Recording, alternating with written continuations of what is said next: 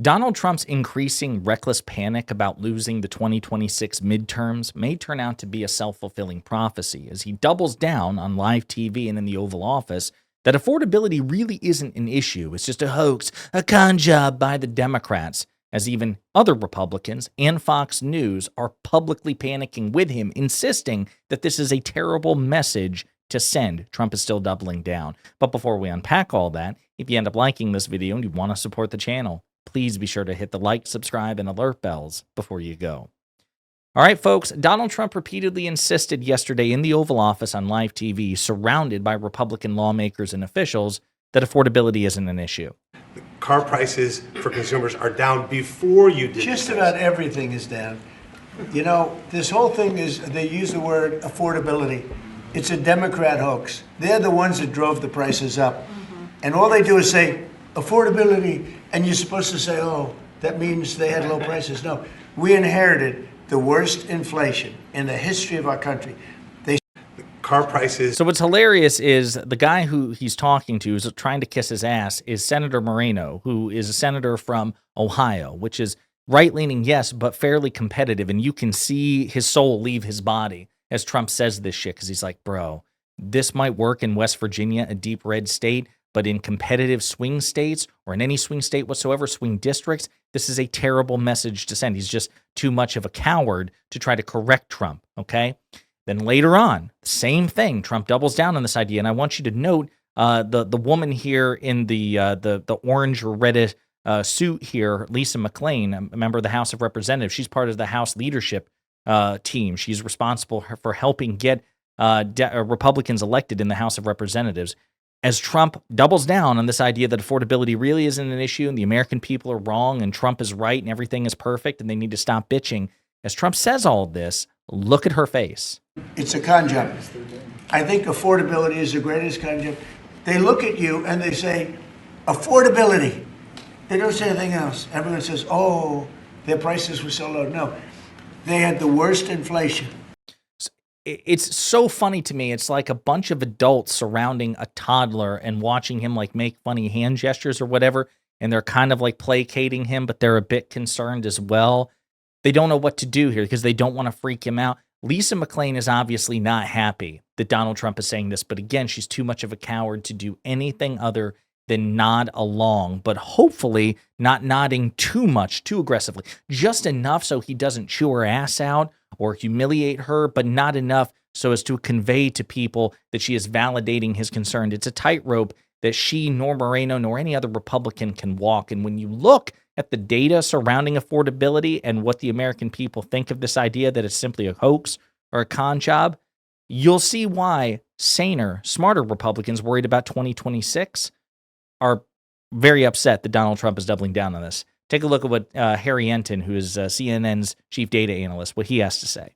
Yeah, I mean, look, you can bloviate as much as you want in Washington, D.C., but at the end of the day, it's the American people who make the ultimate decision at the ballot box like they did last month in Virginia, in New Jersey. And this is what it's all about, baby. Google searches for affordability up 110% versus a year ago. More folks search for affordability in the last month than at any point since the Great Recession, all the way back in 2009. This is no con job. This is the American people going online, searching for affordability. It's the American people going to the ballot box, voting on affordability. They think it is an important issue to touch on.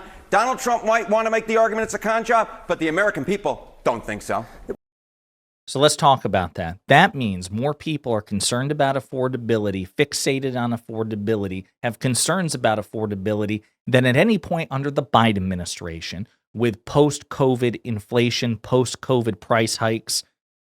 Donald Trump is presiding over objectively a total failure, even by Biden standards. And again, we know how much perceptions about the Biden economy and sentiment about the Biden economy impacted Democrats and President Biden, Vice President Harris. This is a powder keg for Trump.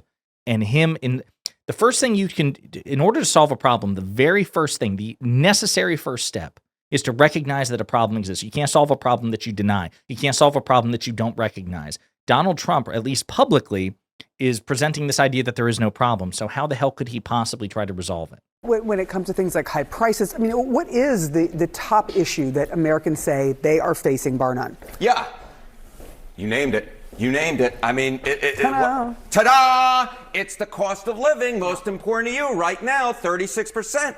What's right behind it? The economy, 20%. And then I combined here healthcare or Medicare and Social Security right down there, number 3, 17%. What do these all have in common? It's do, re, mi. It's all about the economy, spending, cost of living, entitlements, all about being able to afford things. That's what we're talking about, Sarah Seidner. This is the name of the game. It was the name of the game last month, and it is very likely to be the name of the game come 11 months from now in the election. And it's not the Democrats making up, it's the American people that the Democrats are following. And if Donald Trump and the Republicans don't start following the American people, well, you get results like you did last month in Virginia and New Jersey, and that is Republicans losing by double digits in races that they thought would be considerably closer, especially in New Jersey.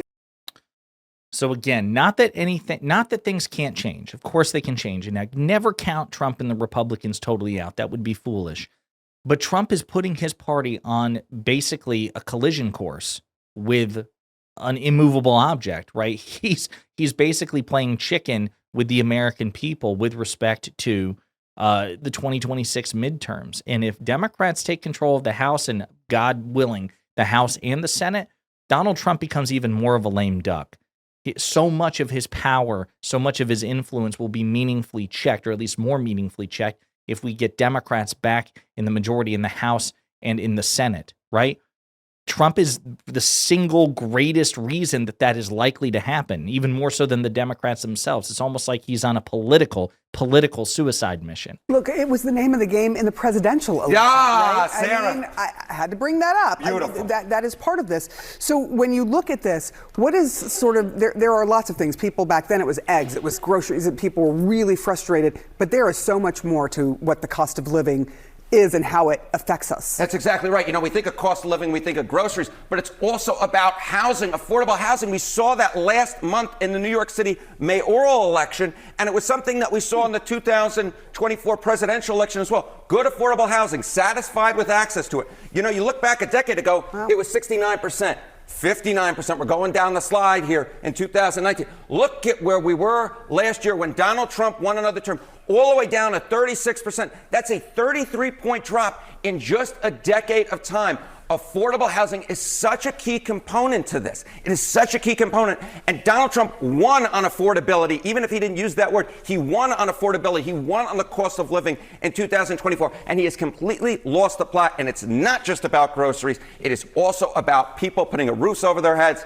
And that is going to be a big issue in my mind going in to 2026, because it was a big issue in Tennessee 7 as well. It's going to be a very big issue. When all of a sudden you see falls like this from 69 to 36, that is a siren. That is a flashing red siren. If politicians don't follow it, they're going to be in big trouble with the American people. It's a big deal, partly, too, because this is the biggest bill that most people have, either their rent or their mortgage. That is the highest thing that they pay, never mind the groceries and everything else. Harry Enton, it is a pleasure to... Yeah, so Harry Enton broke it down. And again, it's you might be thinking, well, Trump's just posturing in public, which again, I would argue is foolish because it's going to send the wrong message to the American people. Even if like he internally is freaking out, like shit, things really are too expensive. If he's publicly communicating that things are not expensive, affordability isn't a concern, and he's perfect, and you all should just pay closer attention and be grateful, that's going to spell disaster. But there's also suggestion, there's also rumination that effectively Trump is going to double down on this as well, that he does not have a recognition internally. He knows that he's not doing well with respect to the economy, but that's really a perception issue. That's what he has in his mind. So zoom in. This is from Axios. Trump's growing irritation over how our voters view his economic agenda has been bubbling over in his public remarks. He's repeatedly insisted prices are coming down and has called Democrats' focus on affordability a hoax and a con job. He's floated several proposals to try to address cost of living concerns, including a $2,000 tariff rebate check and 50-year mortgages. White House aides see Trump as the Republican Party's best salesman and its best chance to reverse falling poll numbers for both Trump and his party. Trump is expected to use Tuesday's event, which is what he did, but aides privately acknowledge that there's more to be done to address cost of living concerns, and that they say on his trip, Trump will preview upcoming plans. Republicans acknowledge the economy, specifically high prices, will be the defining issue of the 2026 elections. But they're going to send Trump to basically say, no, everything's good. Trump's new push begins Tuesday. We're told Trump will aggressively push back against criticism over the cost of everyday essentials, an issue that helped propel him to victory over Kamala Harris last year. So as he goes on tour next year to address the economy, apparently the plan is just tell the American people that they're wrong and stupid and they should be grateful to you. This is a disaster. Most Republican strategists, lawmakers, and operatives understand this. Even Fox News understands this. We'll preview this just real quick, and we'll talk about it more in a separate video because Fox has had a lot to say. Trump torches Dems' fake affordability pitch. That's his quote. But GOP panic in deep red states, hence voters aren't buying it. So even Fox is like, nobody's buying this, man. There you have it, folks. A 5-alarm fire that Donald Trump single-handedly lit. He's doubling down and making it worse, and Republicans don't know what to do. In the meantime, let me know what you think in the comments.